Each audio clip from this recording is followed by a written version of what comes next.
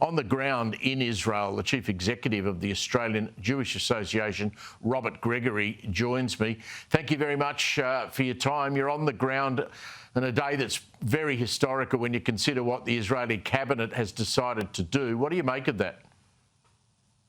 Well, I think the multi-front wars which began on October 7 when Hamas attacked Israel are coming to an end. We've seen the Iranian nuclear program destroyed. We've seen Hezbollah now being disarmed by the Lebanese government. But one thing remains. There are still 50 Israeli hostages held in dungeons, held in tunnels underneath Gaza. 20 of them are believed to be alive. And Israel has a responsibility not to end this war, not to retreat until these hostages are returned to their families. And I think we were quite close to a ceasefire deal when a bunch of Western nations started increasing pressure on Israel, threatening to recognize a state of Palestine. I think this has caused Hamas to retreat from those negotiations, seeing that they were getting the results they wanted anyway. So I think the ceasefire talks are dead. There needs to be another solution. And you mentioned Penny Wong's words. I've been meeting some leaders here in Israel, and I have to say, I don't think anybody is listening to what Penny Wong is saying. People are aware that she did not even visit the sites of the massacres in Israel, places which I've just been to and which are very, very confronting. And perhaps if she had visited, she would have learned something. But what I have noticed, I've been to Israel several times, and they like Australians here. And usually when you say you're from Australia, you'll get a reaction, something like, kangaroos or Bondi Beach. But this time, when I mention I'm from Australia, the reaction from Israelis is, we're very sorry for what you guys have been through.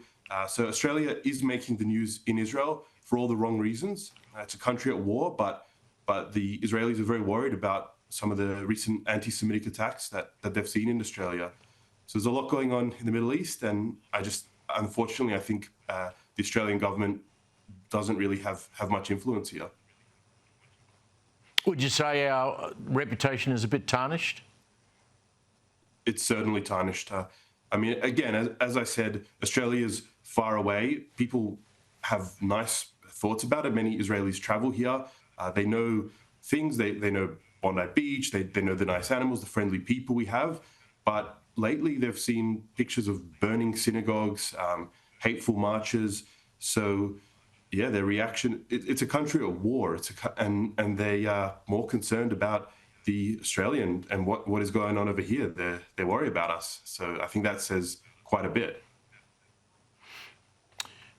Robert, we've got a unique opportunity. You're on the ground there. I mean, how do you read the mood of the average Israeli in regard to what the IDF are having to go through in Gaza? Is it possible to summarise, I guess, whether the Netanyahu government and the Israeli military still have popular support for what's happening?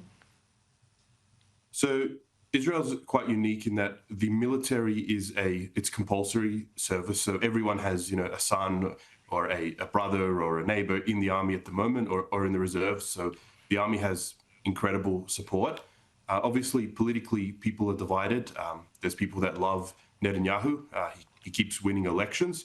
And then there's people that don't like him and they often protest in the street. So there is division there. But I think on the goals of the war, there is unity. So all across Israel, you see a few things that I haven't seen on previous visits.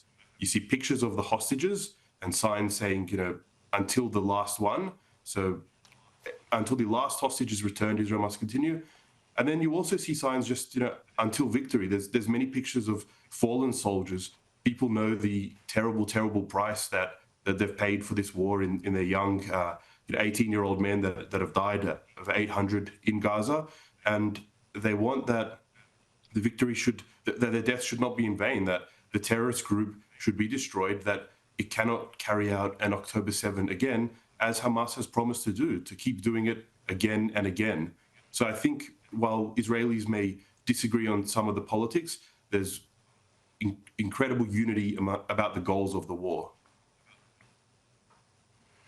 Just before you go, we saw some horrendous images during the week of two of those hostages. One man so emaciated that you could barely look at it. He was digging his own grave, it appeared. When pictures and images like that are released, and they were released by Hamas for whatever purpose, really got no idea. What's the feeling in Israel on the ground when you see something like that? I mean, these images are very traumatic. They don't get released in Israel until the families of the hostages have given permission for their loved ones to be shown, which they did in this case. And people understand Hamas is a terrorist group. It's playing psychological games, manipulation against the public. They release it to try and pressure Israelis to give in to all their demands. In this particular image, you can see the arm of a Hamas terrorist in the images while you see the starving Israeli hostage, and the Hamas is not starving. His arm looks completely normal, even a bit fat, one might say. So it puts some of these lies that there's wide scale that everyone in Gaza is starving. But one thing we are certain of is that the Israeli hostages are being starved, and it's cruel. It must end, and it seems that the only way it can end is with the complete destruction of Hamas, which hopefully this latest